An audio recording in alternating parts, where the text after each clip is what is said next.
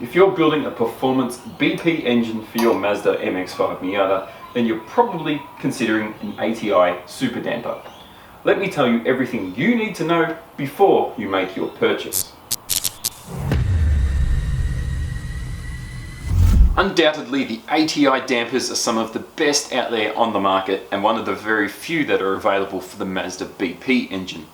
They're designed with some sort of fancy O-rings and bunch of rubber to help them dampen most of the rev range, which improves engine harmonics because, let's be honest, these Mazda BP engines aren't exactly the most smooth running engines.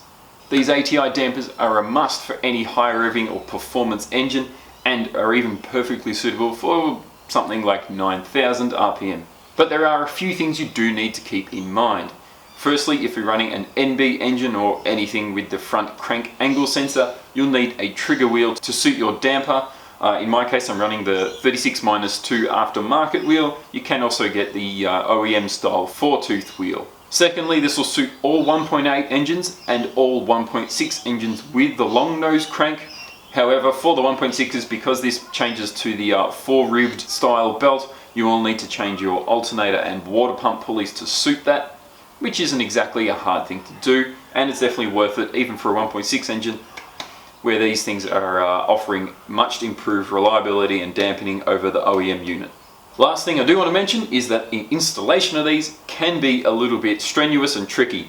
Effectively, they're a very hard fit on the crank, unlike the OEM stuff which can often just slide straight off the crank.